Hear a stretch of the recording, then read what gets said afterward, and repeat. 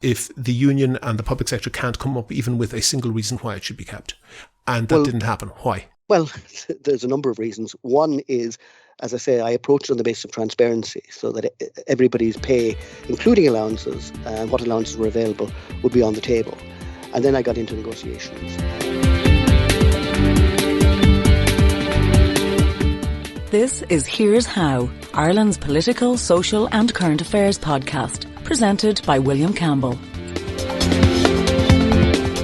Thank you for downloading episode 148 for Christmas Eve 2022. So we're talking about a war. We're talking about a war where a huge nuclear-armed superpower attacks a territory to its south that this formerly communist superpower views not as a real country, it views it as an integral part of its own territory, and the superpower's nationalist leadership is still pretty sore about how this territory got to be independent in the first place. To rub salt in the wound, this territory is doing much better and is certainly much more democratic than the superpower. And another point of aggravation, this territory is politically much closer to the West, the United States in particular, and is receiving a huge amount of military aid from the West. And even though it is said to be exclusively for defensive use, the superpower sees that aid as a direct threat to its own security. And the war has the potential to have dramatic economic effects on the whole world, not to mention the danger of spreading into a conflagration that could result in a worldwide nuclear war. And, thankfully, the war has not happened yet. The superpower is China, the territory is Taiwan, and the parallels with the Russian attack on Ukraine are striking, even if there are some important differences. One of those differences, one vital difference, is that this war, this potential future war, even though it's not in the headlines, it's getting a huge amount of attention from the administrations in Washington and Beijing, and probably elsewhere. If we're lucky, the war may never come, but the people that matter aren't taking that risk. They aren't shouting and beating drums about it, not yet anyway, but they're gaming out scenarios, making contingencies and planning for all eventualities. And, have no doubt about it, they are preparing for the possibility of war. Maybe a war where China overwhelms Taiwan within hours, maybe one where the Taiwanese manage to defend themselves, maybe they get American aid to do that, maybe, though I think it's unlikely, maybe the Americans intervene directly. Or maybe there'll be no war at all. That last possibility is actually more interesting than you might consider. Think of the huge level of military spending, the effort and the time that Finland puts into its defence forces. It's basically the last country in Europe to have universal male conscription into the army.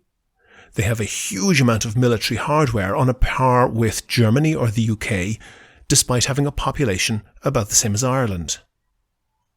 So that's huge for Finland, but it's still tiny by the standards of the obvious aggressor, Russia.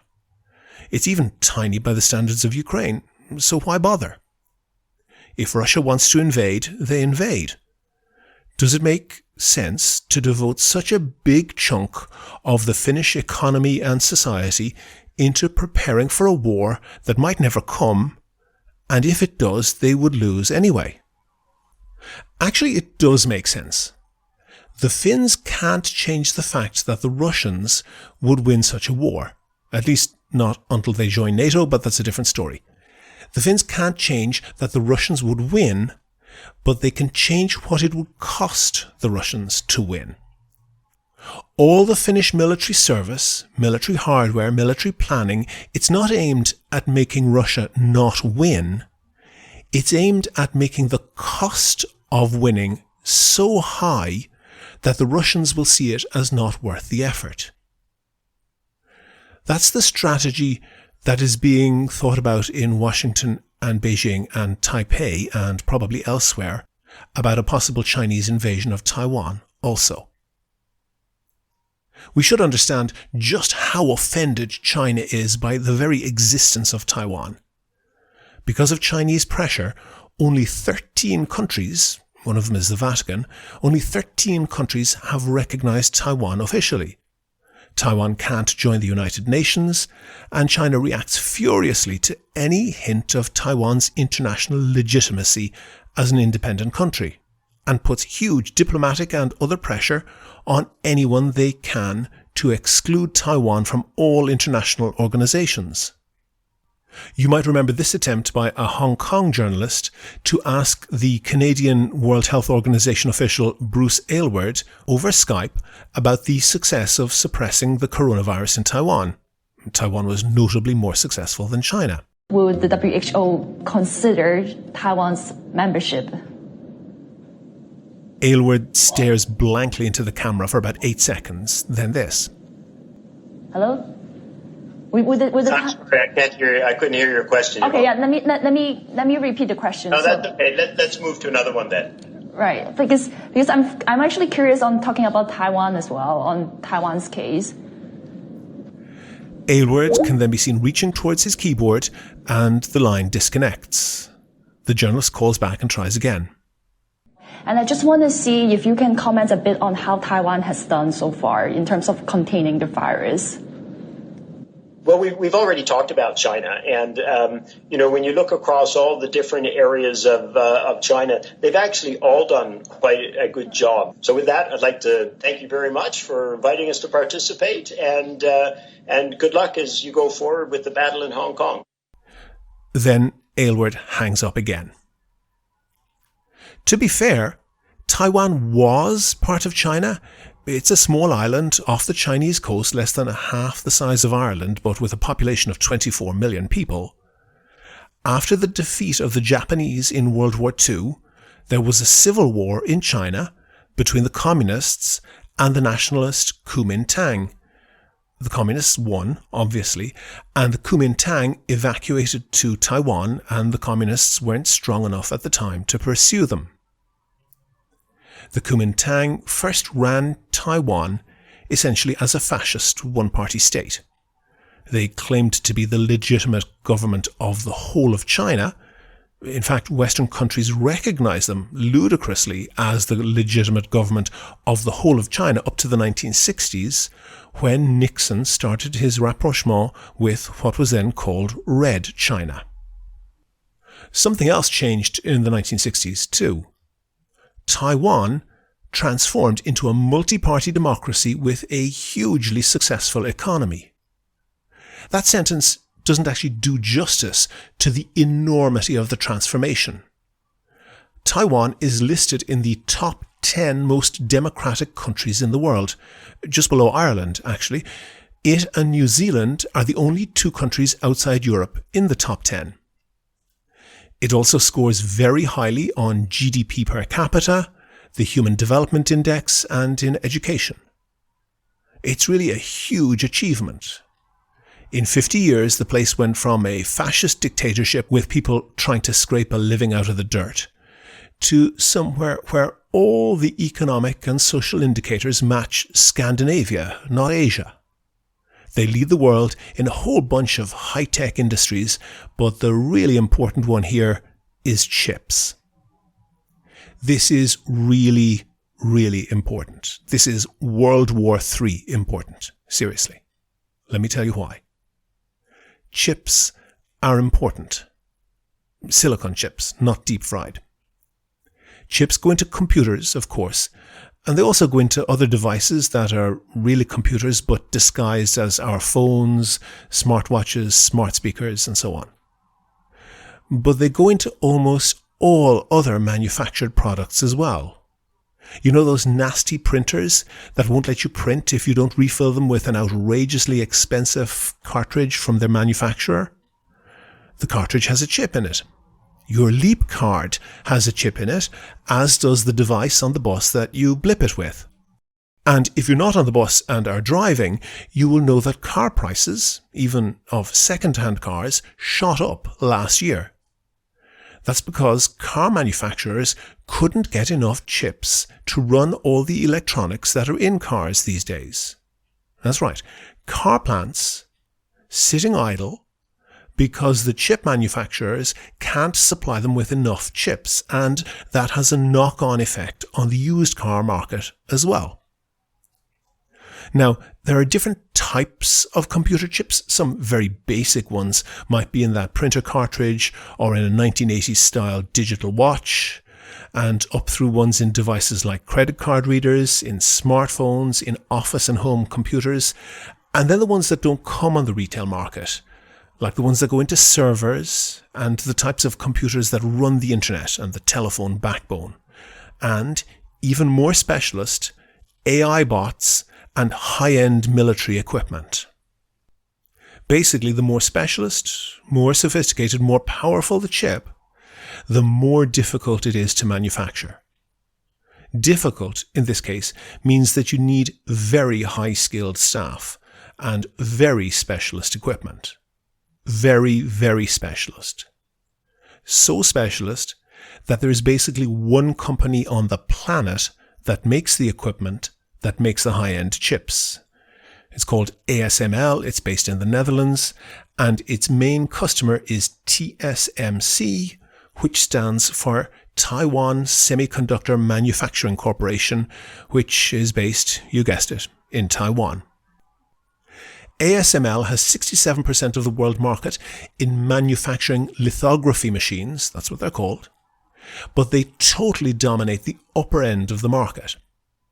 So if you want some chips for basic household electronics, you can probably source them in China. For high-end computers and smartphones, you're very likely getting them from Taiwan. And if you want the sort of thing that powers the internet backbone, computers doing serious AI, or sophisticated weapons, then Taiwan is the only show in town. Remember that a small tightening in the supply of chips played havoc with the supply of both new and used cars. A war in Taiwan, which disrupted or destroyed a large chunk of the world's supply and killed or forced into military service the highly skilled staff that make them, would be an apocalypse for the electronics industry. And that includes basically anything we buy, because even if the product doesn't have a chip in it, our ability to make and move and sell it is totally dependent on electronics.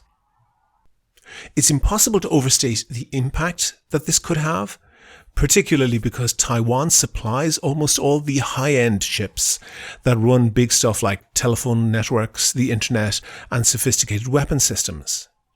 If that supply was cut, we would have the electronics we have, but nothing new, no development, no replacements.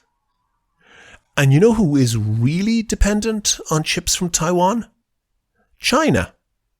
Actually, China is probably the country most dependent on chips from Taiwan. First, that's because they have a huge electronics industry that depends on Taiwan for its vital components, both for export and for the home market. But also because China is fast developing economically and probably needs to be for its own internal social and political reasons. However much the West could be hurt by a huge chip shortage, China would hurt more, because the installed base would keep us in the West going, more or less, but China can't make do with what they have and grow their economy the way they need to at the same time. So, like Finland, that's part of the cost of any invasion that would have to be calculated.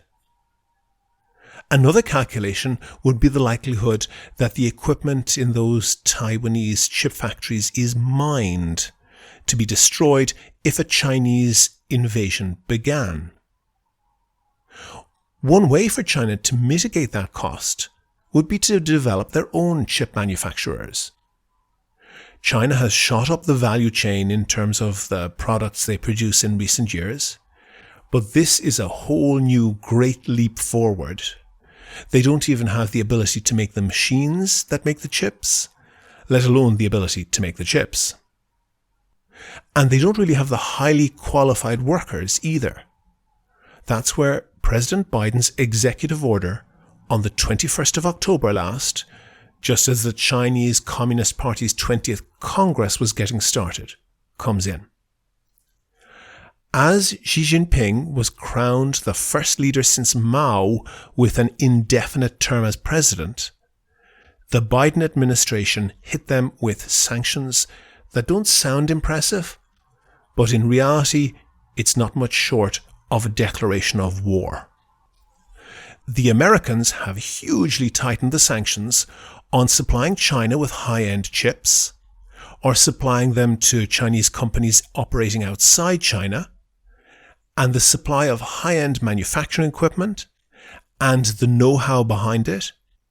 And this is the really swinging one. No American citizen can work for a list of Chinese companies, directly or indirectly, anywhere in the world. The ban even extends to non-Americans who hold US green cards. The implementation of this is complex, but basically any company with any Americans on staff can't do any business anywhere in the world with any Chinese firm that is trying to expand the capability of China to enter the high-end chip market. The severity of this makes the sanctions on Russian oligarchs look like a parking ticket. It might work, it might not. In the long term, it could motivate the Chinese to develop their own totally independent industry. For now, it's a big hit to the Chinese high-tech sector. But either way, outside the Russian invasion of Ukraine, that is unquestionably the biggest story of 2022. In a moment we'll have the interview, but first I want to say Happy Christmas and Happy New Year, and thanks to everyone for listening. And thanks especially to all of the patrons on Patreon who throw in a couple of euro each month or each podcast to help us cover the cost of getting it up. We really appreciate it, and if in 2023 you could do the same as those patrons, we'd appreciate that too. There's details on how to do it at the end of the show and on the website. Here's How is Ireland's political, social and current affairs podcast. On the line, I have the former Minister for Health, former Minister for the Environment, former Minister for Public Expenditure Reform and former leader of the Labour Party, Brendan Howlin. Brendan, if that CV wasn't impressive enough, you are currently the Labour Party Justice spokesperson and the Labour Party TD for Wexford. What's the Labour Party for?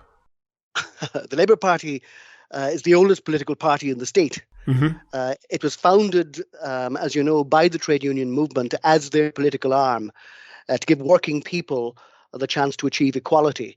So I suppose if there's a single word, it is the achievement of equality for citizens, equality of access to public services, the right to their full potential in terms of education and health access, and so on. Mm-hmm. So it's part of the international social democratic movement that has shaped most of Northern and Western Europe since the Second World War and created societies that are more equal, Mm-hmm. where people rise according to their potential and where people who have difficulties are supported according to their needs. Yeah, you're right, and that's the answer I would have given.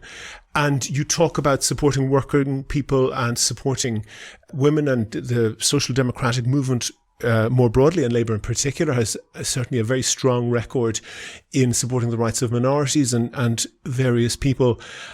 But what's notable is that in Ireland, they don't support you that much. You know, Labour has been locked out of the 2.5 party system for the first maybe 80 years of the state.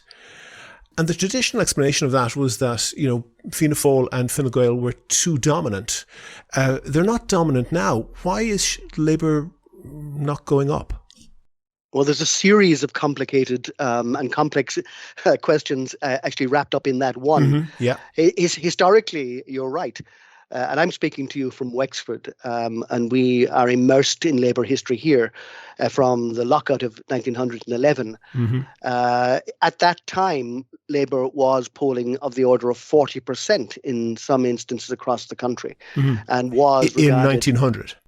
in 1911 in the early decade. But what happened after, obviously, the 1918 general election is the Labour Party stood back to allow the national question to be the only issue that was presented.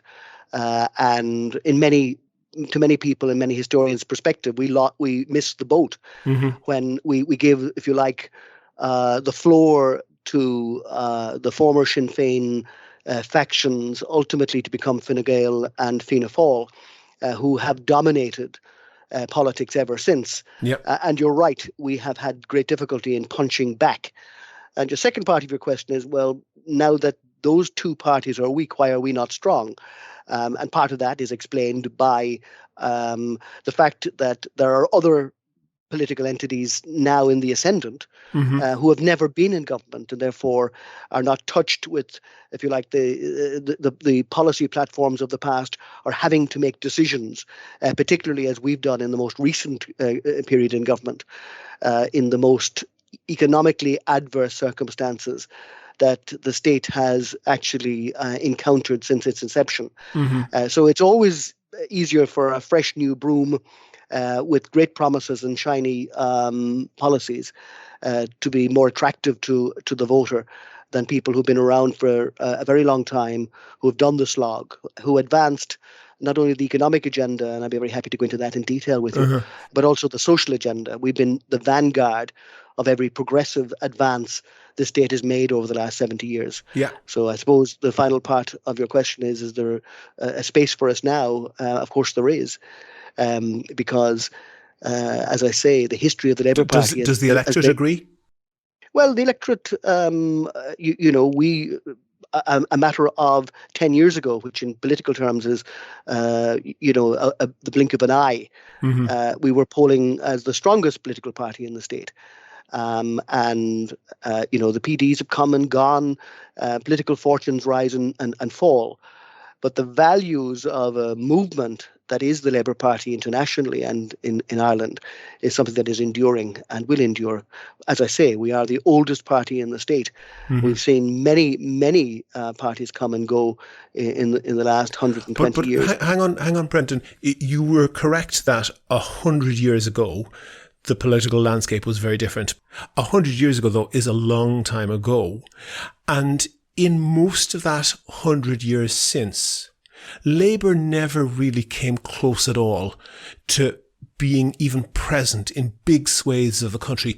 And the party that I think you were referring to without naming there, Sinn Féin, are able to take seats in places like Leitrim and Mayo and Carlow and other swathes of the country with an apparently fairly radical platform. And you guys never managed to make a scratch there at all. What is it that they have that you don't? Well, we've won seats in all those three constituencies in our time. We had a party leader from Mayo. We've held a seat. What year was that? Well, I have to check my history, but that's my point. In your lifetime and mine, it wasn't significant. No, your question was, and I'll answer your question, is we've never scratched the surface in those areas. I'm saying we've held seats in all those. In the last of the three, Carlow Kilkenny, Shemi Patterson held it for 40 years. So we have extraordinary... Do you have much in common with him? With Shemi Patterson?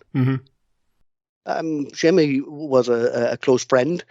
I worked with him in the parliamentary party, and he represented a neighbouring constituency. Coming from the trade union movement himself, was a much loved and admired representative for Carlow Kilkenny, as I say, for 4 decades. Oh, okay, but deal with the issue. I think he was from Kilkenny, though. Deal with the issue that there are large chunks of the country that we're not. Only stand in the constituency that's there. That's true, of course. But my point is, there are large swathes of the country that didn't have a 2.5 party system, that had a 2-party system. No, that is true. Sinn Féin has managed to crack that. Well, Sinn Féin is a new phenomenon, and it has come from the roots of the Republican movement, in many ways fanned by the peace process that was so strongly supported by all political parties over a couple of decades before we actually got a settlement.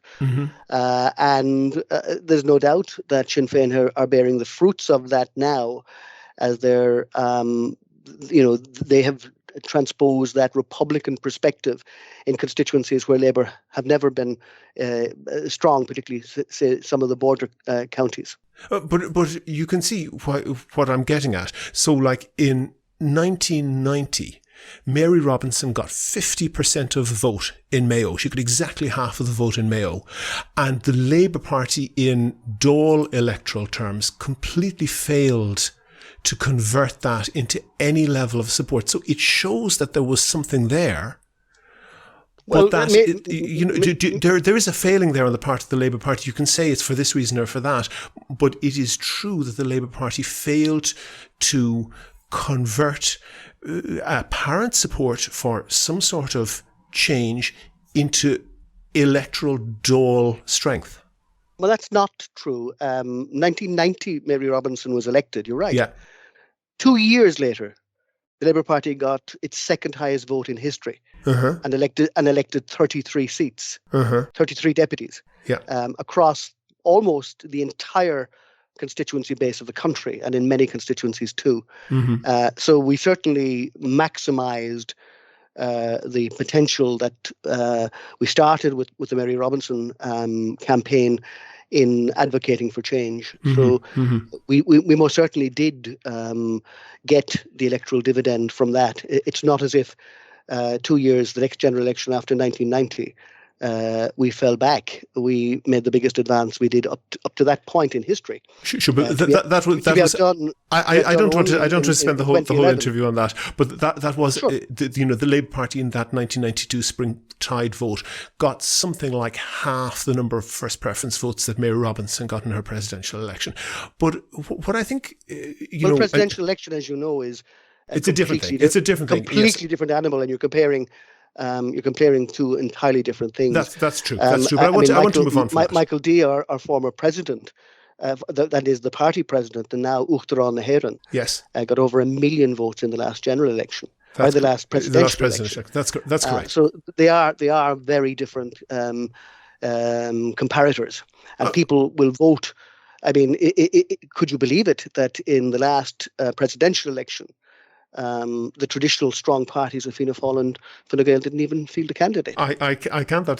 We live in extraordinary times. But one of the things you learn is that every period, you look back at any period of our history, from the 70s, from the 80s, the 90s, the collapse. The last 10 years have been extraordinary. You're right, but every decade brings its own uniqueness and challenges. That's true. And I think perhaps some people, and you have been in politics a long time. You've been in the Dáil almost 40 years, or in the Oireachtas almost 40 years. And I think sometimes people don't appreciate just how much, particularly younger people, don't appreciate just how much Irish society has changed. And I remember an interview that you gave when you were running, I think the first time for the Labour Party leadership against Pat Rabbitte. And you gave an interview that I thought was bizarre, or at least it was presented bizarrely by the Daily Star. And they ran it on the front page alongside a picture of you drinking a pint in a pub. I haven't been able to dig out the headline, but from memory it seems really bizarre, but it says, "I'm not gay," says Howlin, and you're not married. And obviously that interview, because you and your team were aware that there was a whispering campaign against you, and you were clearly afraid that would damage your electoral chances. And it just seems unbelievable that happened in this century. And it would be just unthinkable to happen now. And I just wonder, do you feel bitter, or do your colleagues in Labour feel bitter that you guys did so much of the heavy lifting in terms of changing Ireland on social issues, and you didn't get any electoral rewards for that? I mean, bitter is not the right word. I'd be angry. I think that achieving the objective, and in politics, if you really are a committed politician, it is about achieving the objective, bringing about the change, is much more important than getting the credit for it, although it'd be very nice to get the credit for it. And as I said, in answer to your very first question, we have been in the vanguard of every progressive advance that Ireland has made. In terms of same-sex marriage, I introduced 2 pieces of legislation into the Dáil that would not have required a constitutional amendment at that stage to have same-sex partnerships. And both were defeated by 2 different governments, in fact. One Fianna Fáil PD government and one Fianna Fáil Green government. And they wouldn't even allow that advance at that stage. But we have constantly campaigned. When we went into government in 2011, we wanted to put it into the programme for government that we'd have a constitutional amendment on that issue to allow same-sex couples to marry. That was not agreed by Fine Gael, and the best we could get out of the negotiations at the time was a constitutional convention, which ultimately, thankfully, led to the referendum and the change. Deal with the point, Brendan, deal with the point that right now Labour Party is bouncing around in the low single digits in the polls, and there's no certainty at all that Labour won't actually lose seats in the next election. In fact, that's quite likely looking at the polls. And there just is this enormous chasm between the Labour Party's advancing Ireland socially, and if you look back 20 or 30 years, everything the Labour Party was advocating in social terms has been, is treated as obvious by everyone now. And the fact that, despite the fact that everyone treats that as obvious, and indeed the political parties you were mentioning that opposed you then treat it as obvious, the electorate is seeing that there's something missing that means they can't vote for you. As I say, all these things are cyclical in terms of popularity. What is not is the attractiveness of a progressive agenda, and we still want to do that because the social issues, and I was about to talk about abortion, which was a much more contentious issue. And as Minister for Health, I had my office and my home picketed, and I had children's coffins brought to my office. These were difficult issues and very difficult times. But the Labour Party stood its ground, and advocates like Ivana Bacik led to substantial change in that too. So we have that legacy of change that I think will stand to us. In terms of, will we ever recover from the low opinion poll we have now? I was elected to the Dáil in 1987, and our opinion poll rating at that stage was 4%. Our actual, we elected with 4.5%. We elected 12 deputies at that time. Yeah, but there were only 3 viable parties in the country at the time. Yeah. The bottom line is, well, you had the Workers' Party and you had others, but in truth, nobody can predict what is going to happen in politics, and that's the wonder of it.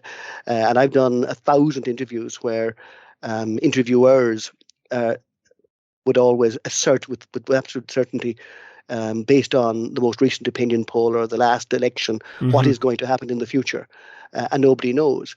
My conviction, and the conviction of those of us who will advocate for Labour at the next election, is that there must be a space for our enduring values, and we move.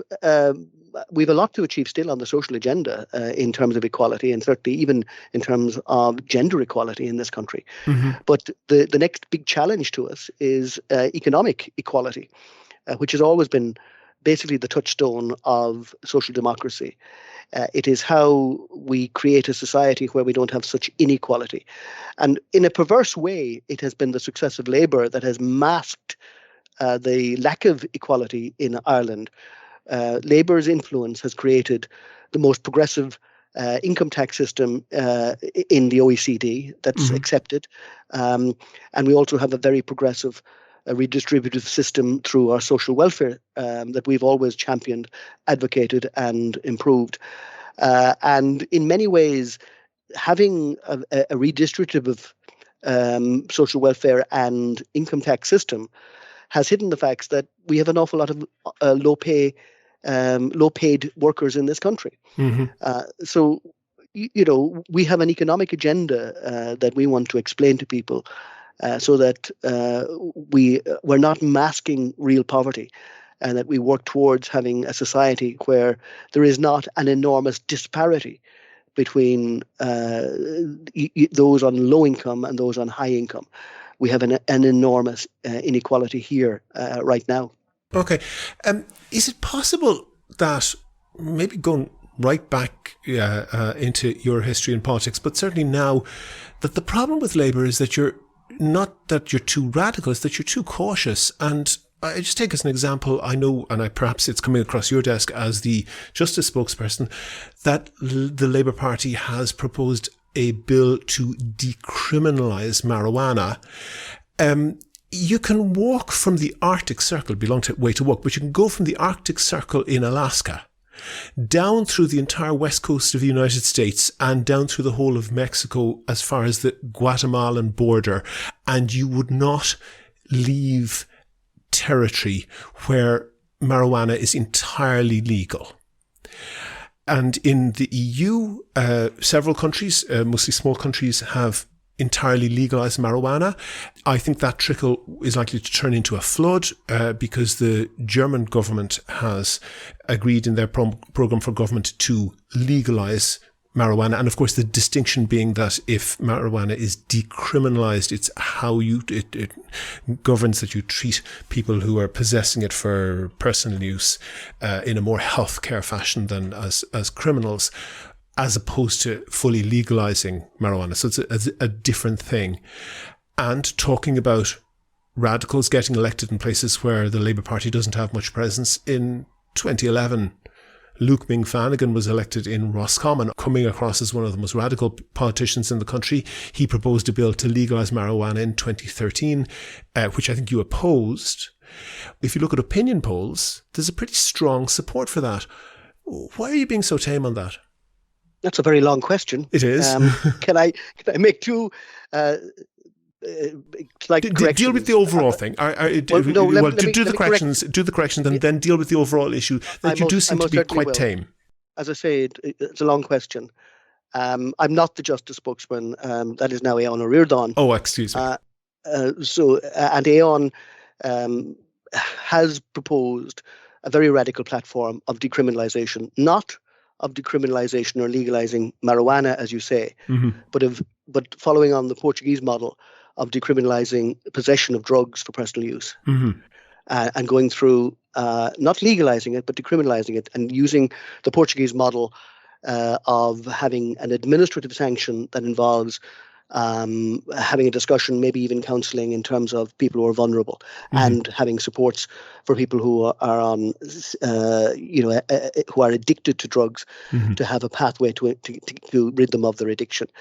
We had a very, very good debate in the Dáil on Aon's proposals. We got good cross-party support for it, and I've been in touch with a number of local drug task forces myself, but others have too, in terms of the follow-on from that. And we met in advance of that, of bringing in that very comprehensive motion. I don't know whether you've had a chance to read it, but I advise you, I recommend it to you. That was on the basis of our discussions with those on the front line of dealing with the drugs issue. And it is quite clearly not a justice issue. It is preeminently a health issue, and we need to deal with it in that way. And that's why we're trying to shift the dial again, again on this issue. But as I say, we are the first to do it.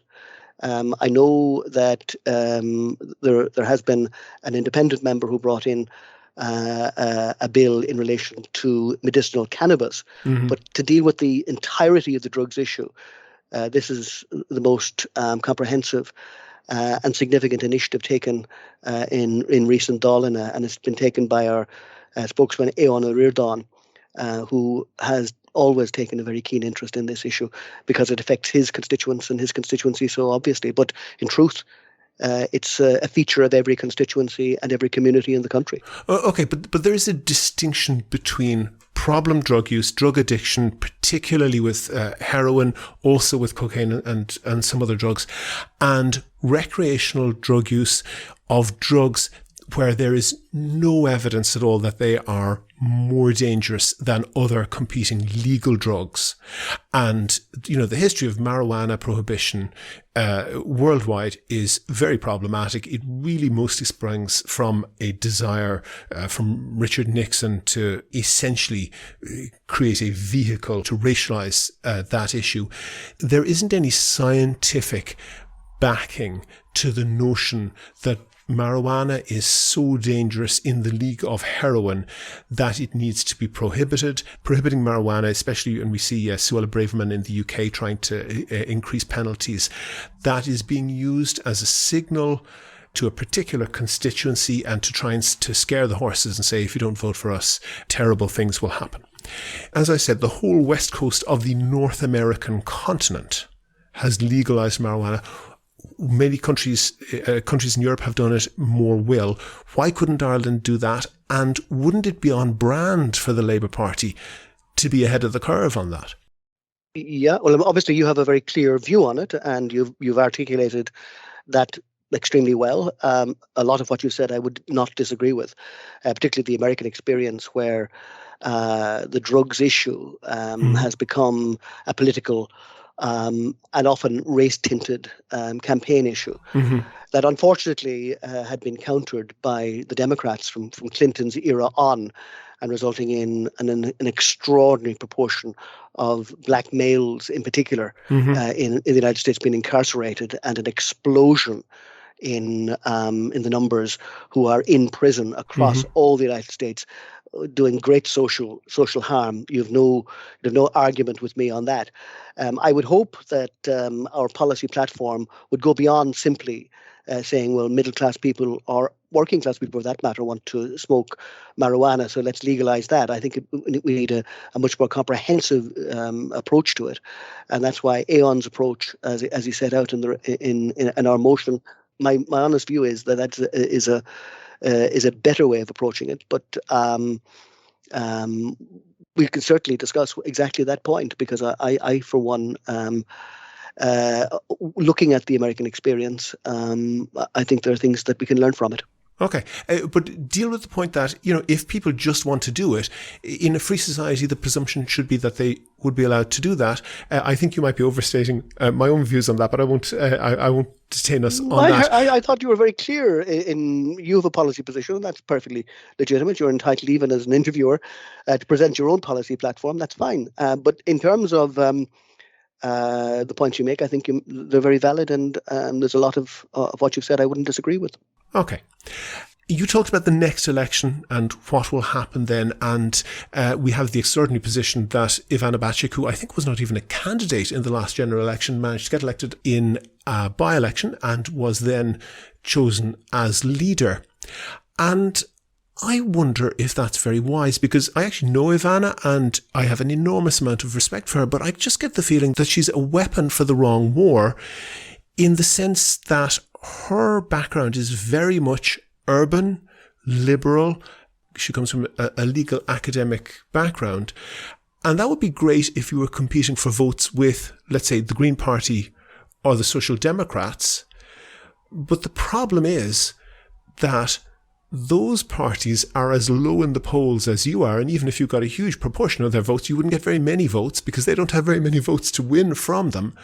The real issue, as I see it, for the Labour Party is winning, both in rural and in urban areas, winning working class votes. Is it possible that branding isn't going to serve you very well?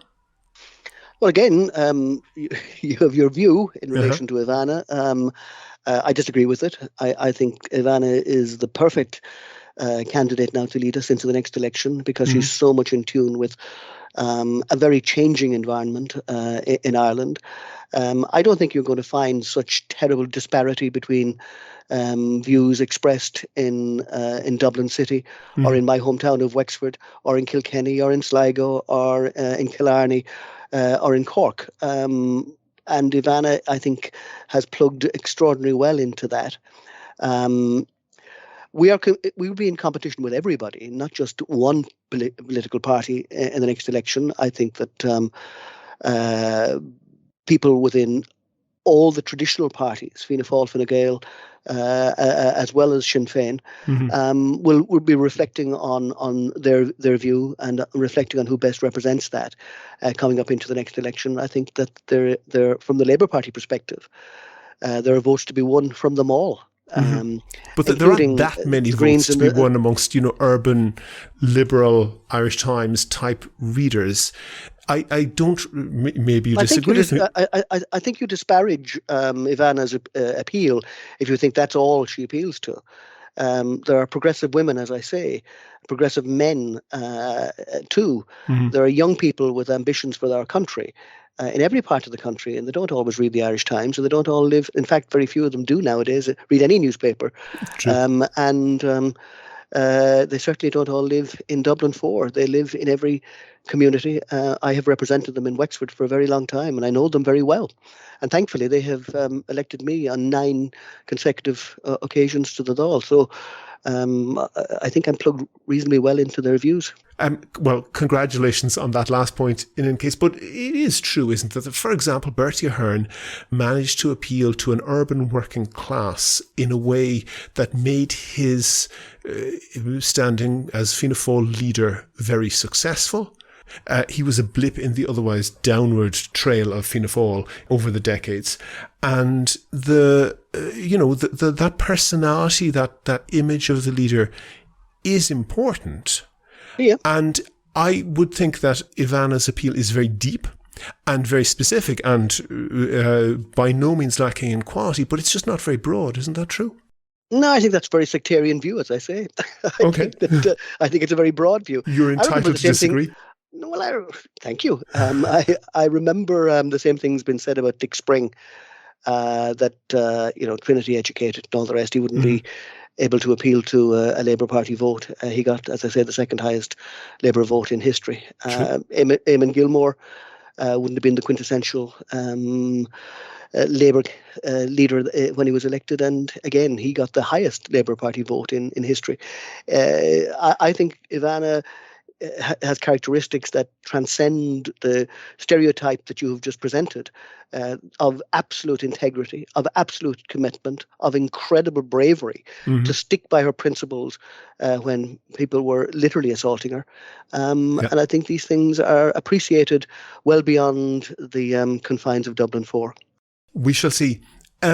You were health minister in the 1990s, I believe. That's right. Maybe you can remember off the top of your head, what was the total annual budget for the Department of Health when you were there? Modest. Can you remember a figure? I can't.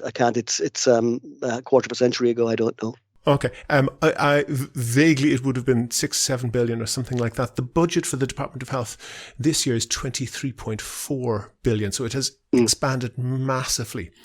And later you were the minister for, I think, a newly created department, which was Public Expenditure Reform, which was very much a reform-oriented ministry. Obviously, it's in the name. And I have to say, I think you were an excellent health minister. In fact, I think you were the last decent health minister in this country. That's not done by press conferences and by cutting ribbons and so forth. It's done by managerial work. And I think that the small figures that you can blow your own trumpet in a moment after I'm finished doing it. The small figures like of each individual waiting times for operations and so forth bear that out. You called, I think, the Department of Health at that time Angola because it had so many landmines that so many things could go wrong. Apart from, I won't ask you to comment on the terminology, but is that still true? And is there a reason why health is failing so badly still? Well, thank you for the kind comment. In fact, I never called the department Angola. That was Brian Cowan when he came into it. Excuse me. He coined that phrase, and I never felt that. I felt that there was huge challenges, but an enormous goodwill and good workforce that just needed to be drawn together.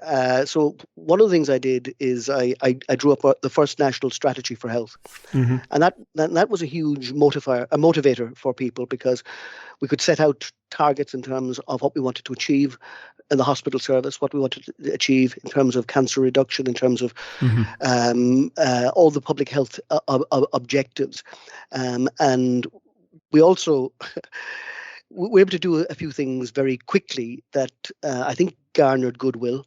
If you recall, it was the start of the whole, not the start, but the impact of the AIDS epidemic, and we had an extraordinarily conservative perspective on AIDS at the time. So I sanctioned the first very direct ads in terms of the use of condoms, which most people now would regard as laughable that there was any restrictions on it. Yep. My first month as Minister for Health, I brought in a bill simply to deregulate condoms so that they could be available readily.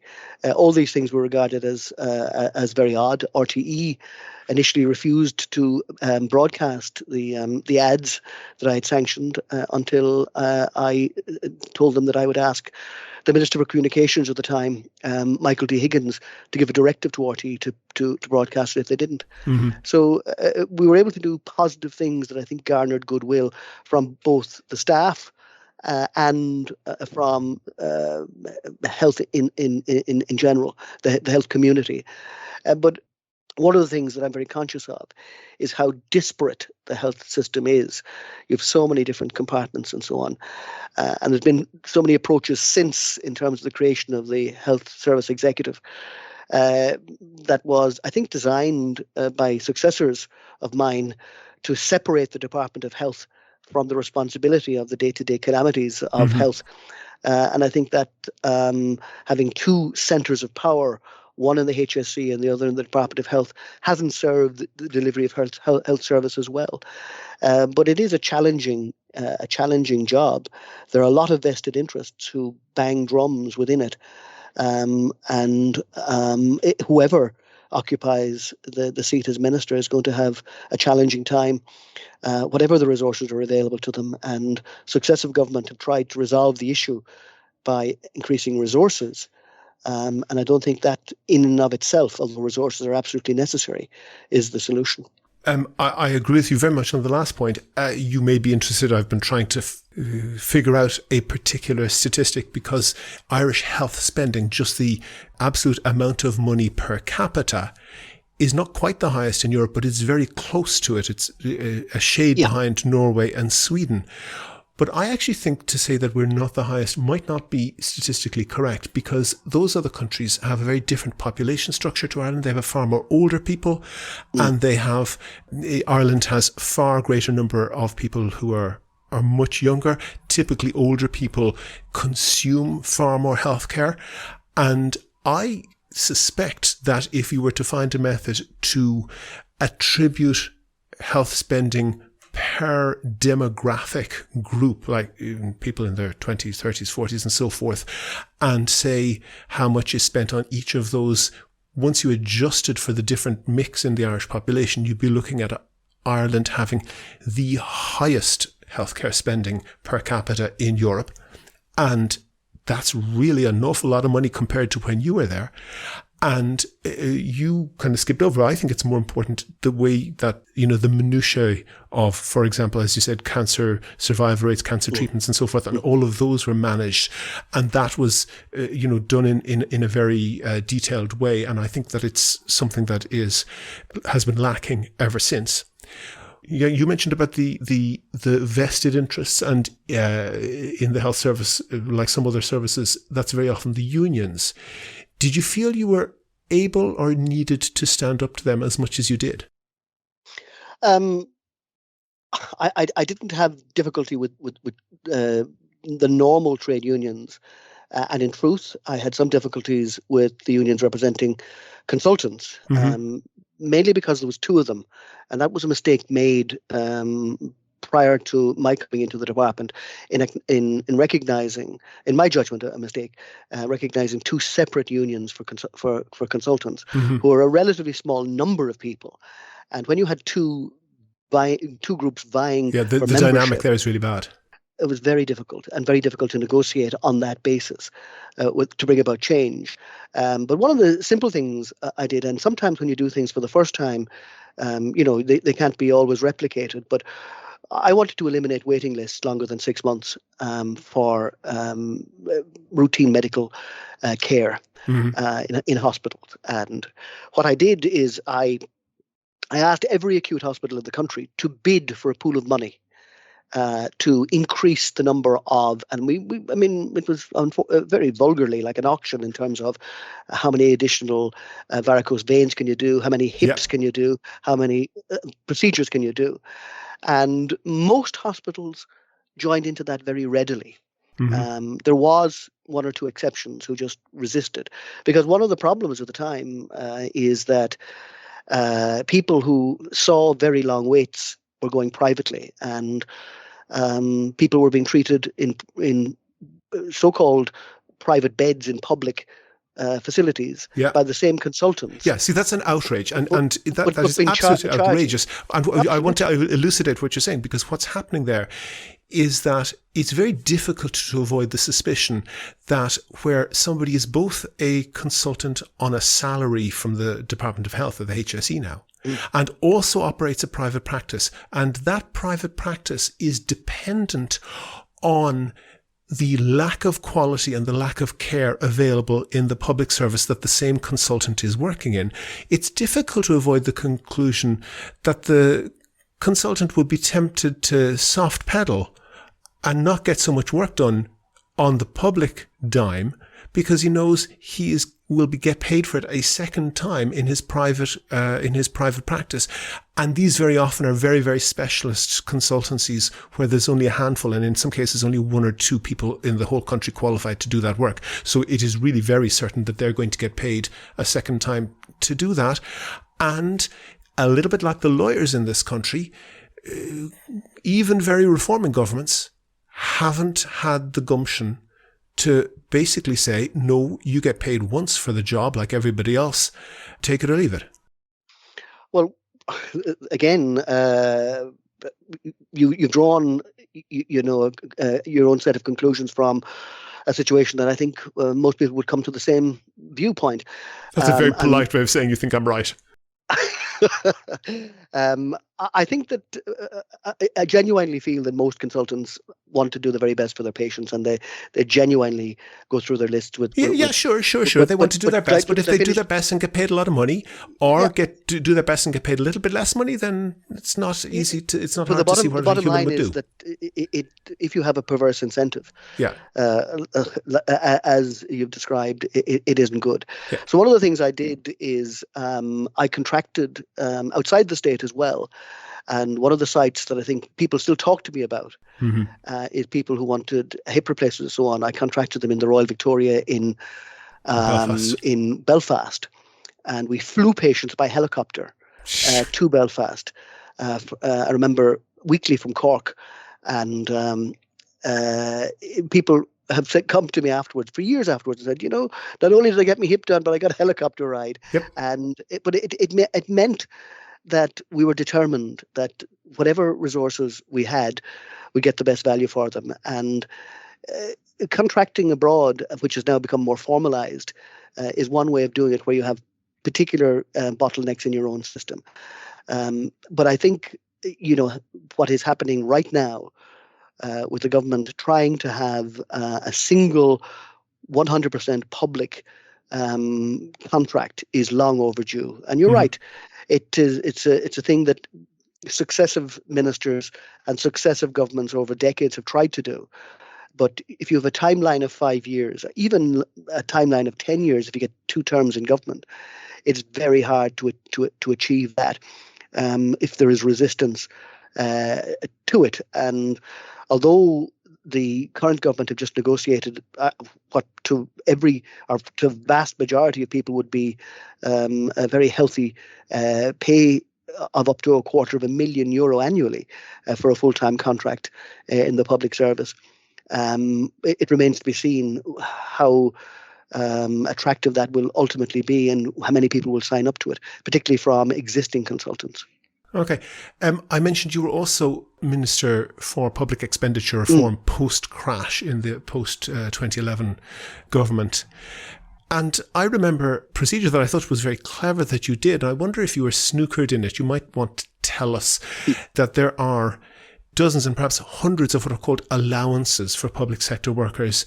And I think if most people in the private sector were aware of this system, they would be absolutely outraged. But for example, people are paid a specific allowance on top of their salary for changing the printer cartridge, the toner in a printer in the office, on the basis that a technician would have to be called to change the printer cartridge if the person working in the office wasn't paid an extra allowance to do it. And there were a great number of these. You, I think very cleverly, asked an awful lot of, you asked the unions and the public sector to document and justify each of these allowances.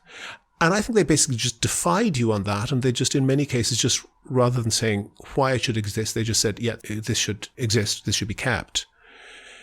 Did you not have the gumption, or did you not have the support to say, well, you haven't given me a reason why it should exist, so I'll cut it? Well, firstly, I wanted transparency, and I think to start with, we need to know the basis of everybody's pay. If we're dealing with pay or whatever issue we're dealing with, we need to do it on a fully transparent basis. There was very good reasons why a lot of the allowances existed, and I don't recall an allowance of the nature you've described. I mean, anecdotally, these things, and also an allowance, a forklift driving allowance for forklift drivers. Yes, and a going to sea allowance for the naval service, which I support, and it's a way of. Nevertheless, you mentioned at the time that you asked each of them to be documented, and a whole chunk of them, they essentially defied you, refused to document why they should be retained, and just said they should be retained.